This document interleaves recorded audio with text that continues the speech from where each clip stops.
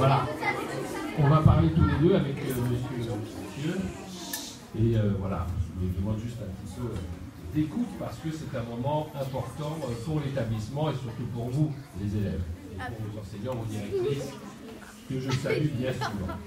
Puisque si nous sommes réunis ici, c'est pour consacrer ce qu'on appelle, surtout en ce moment, un devoir de mémoire. Vous avez des photographes ici pour vous le rappeler et pour en témoigner.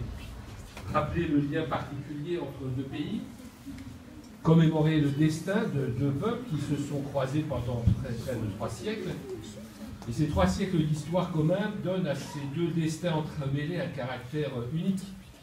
Je veux parler du lien entre la France et l'Inde, déjà intense, consécutivement au départ de nombreux Français pour l'Inde à partir du XVIIe siècle, il y a donc certains ans déjà, qui a été transcendé par le secours apporté par l'Inde dans cette terrible épreuve pour notre pays, dont vous entendez parler, je pense, tous les jours en ce moment, que fut la Première Guerre mondiale. De l'origine de cette union indéfectible entre nos deux nations, nous avons une illustration sur ce panneau qui est derrière vous, donc vous pouvez le garder à vous 30 secondes pour vous retourner, avec cette fresque historique qui représente l'arrivée de Joseph-François Dupleix à Pondichéry. La plaque explicative de cette arrivée, qui est sur la droite d'ailleurs, a été dévoilée le 22 juin 1996 par le Premier ministre de l'époque, Édouard Balladur, qui était élu du 15e également. Alors je veux d'abord saluer les descendants de Dupleix qui sont présents ici. Le bon sang ne meurt jamais. Le colonel Dupleix, voilà, qui est ici, qui se fait au garde à vous ici, voilà, et qui est au retour pour un moment. Alors, allez là-bas, accompagné de son épouse, voilà.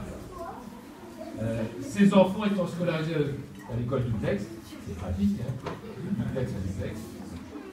Là étant présent d'ailleurs parmi nous, où il est l'élève Dupleix, voilà, Antoine, le descendant de Dupleix. Et monsieur et madame, alors madame Tanguy Dupleix, voilà, parce qu'il y a plusieurs descendants, il n'est pas tout seul, hein, qui est le cousin Germain. Voilà, on va rentrer dans l'histoire de famille, n'est-ce pas? Mais enfin, son époux n'a pas pu être présent, il est pourtant le président de l'association des comptoirs.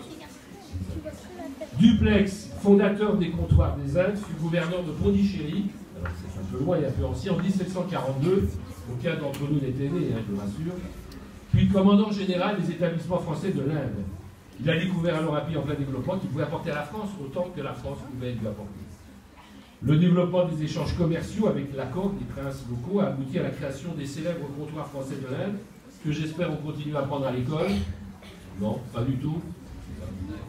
Bon. Bref, alors je vais vous dire quels sont les comptoirs de l'Inde. Madame la directrice, elle connaît par cœur, évidemment. Vous pouvez le réciter. Pondichéry d'abord. Pondichéry, c'est un comptoir de l'Inde. C'est une installation française sur le continent indien pour faire du commerce avec l'Inde.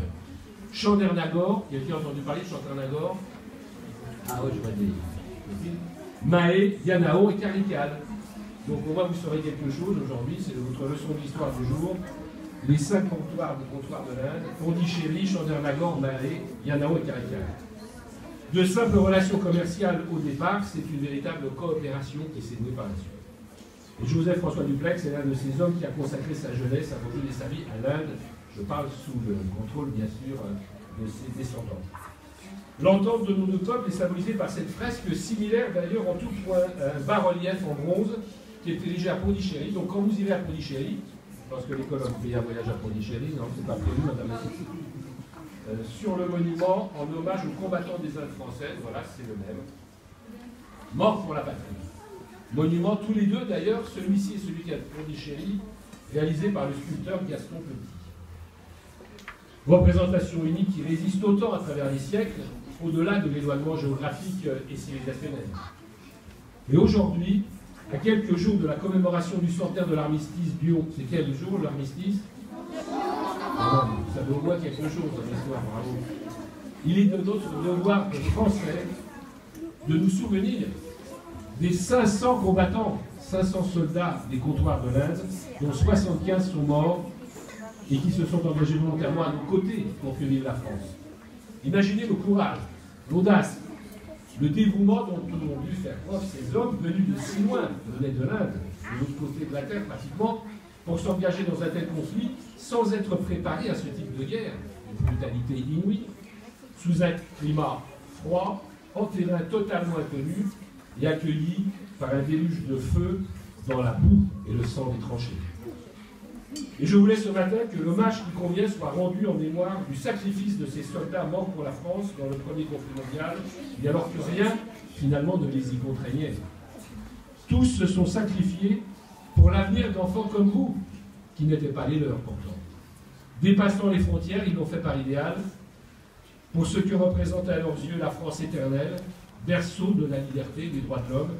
Sachons donc retenir, chacune et chacun d'entre vous surtout, les enseignements de cette belle, de cette magnifique leçon d'humanité, et croyons en cette France-là. Ce moment de commémoration s'inscrit dans le parcours de mémoire que nous efforçons de magnifier avec mon adjoint Jean-Manuel Hu, présent, sur le fond et tout. L'adjoint est également chargé d'enseignement, Chantal Rolgen, afin que l'histoire nous parle et surtout qu'elle vous parle, chers élèves, vous qui constituez la relève, bien sûr, et qui constituez, vous le savez bien, la France de demain.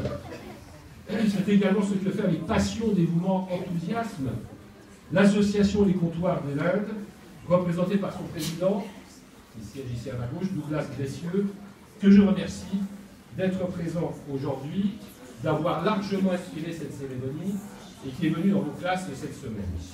Ce travail de mémoire douloureux, bien sûr, mais nécessaire, nous permet de nous rappeler l'engagement de ces jeunes gens qui ont placé l'honneur et la défense de notre patrie au-dessus de la valeur de leur propre vie.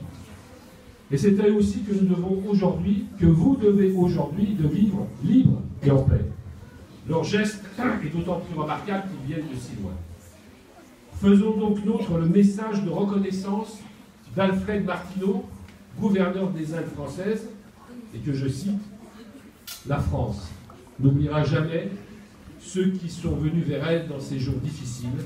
La France les traitera comme ses propres enfants. » Oui, mes chers élèves, leur abnégation, leur dévouement absolu au service de la France, puisque beaucoup se sont sacrifiés, ont sacrifié leur propre vie pour nous, reste une source d'inspiration pour dépasser encore aujourd'hui, et c'est ce qui vous est demandé aussi, nos propres limites, au service d'un idéal commun, celui de la France. Merci de m'avoir écouté.